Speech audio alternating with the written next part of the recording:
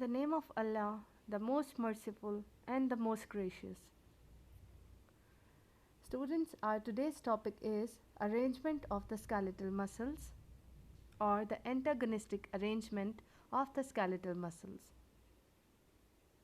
So first of all, we will discuss the three terminologies that are very important to keep in your minds: origin, belly and insertion.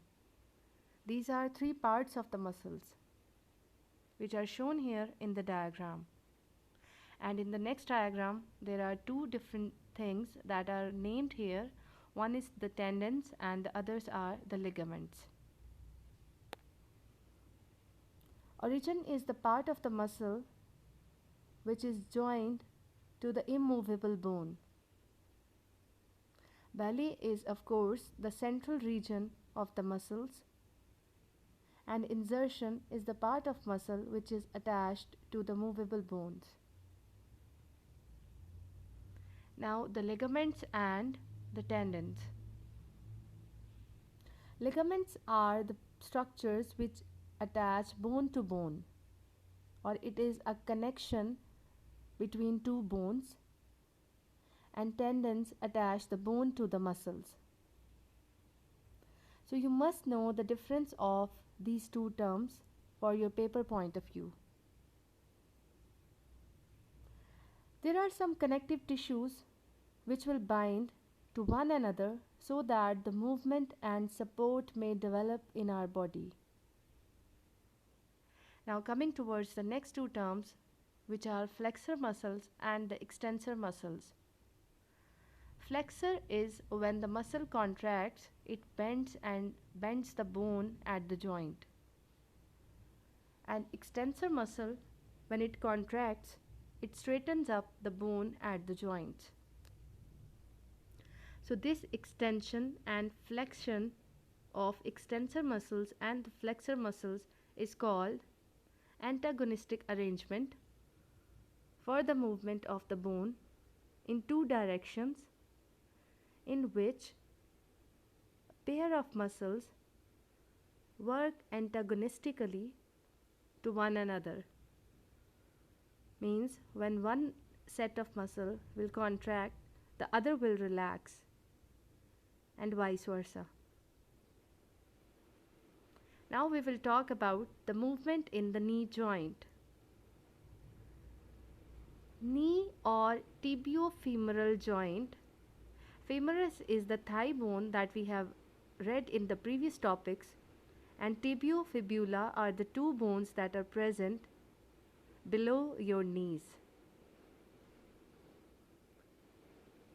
It is a complex hinge joint that allows movement in only two planes, and the movement is limited, which is the rolling and gliding movement. Now we will see the mechanism of the movement in the knee joint.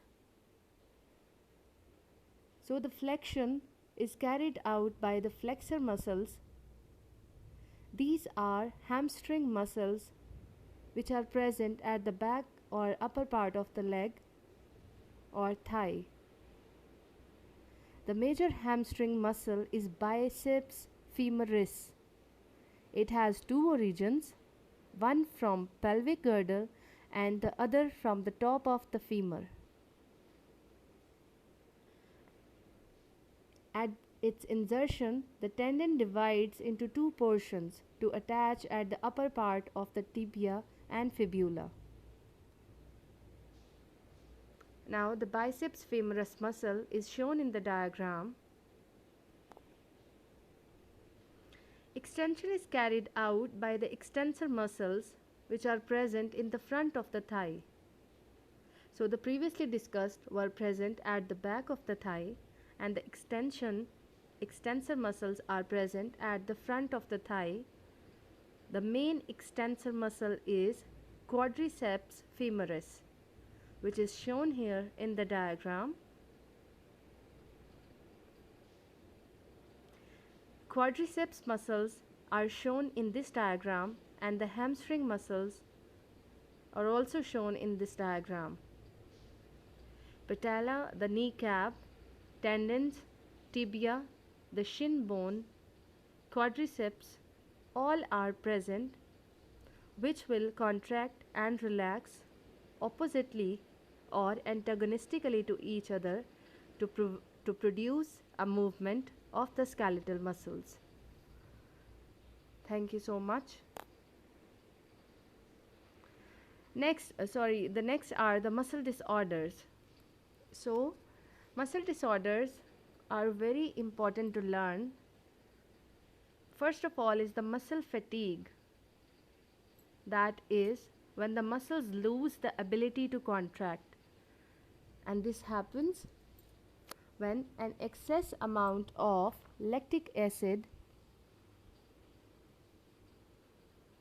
is produced in the muscles and the muscles become stiff and they cannot move. This extreme fatigue is due to the lactic acid accumulation, which causes muscle pH to drop and the muscles to ache by breaking glucose. This condition can be normalized when the person will take some rest, or if the continuous strenuous exercise or any activity that causes the muscle fatigue will be continued. Only then the muscles will become adaptive. Then comes the cramps. It is also known as a tetanic contraction of the entire muscle. It lasts for just few seconds to several hours, causing the muscle to become taut, or you can say stiff and painful.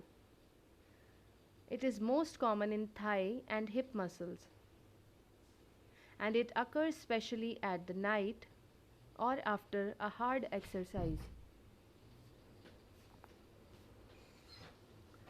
Then comes tetany and the tetanus. These are two different diseases. Tetany is a disease in which the calcium level falls down and the excitability of the neurons results in the loss of sensation. Tetanus is a disease that is caused by the bacterium Clostridium tetani, and the cure for this disease is simply injections which will make your muscles to move. If untreated, the system progresses to spasms of larynx, paralysis, and ultimately death occurs. Now you can see the difference between two diseases that we have discussed in the topic. Thank you so much.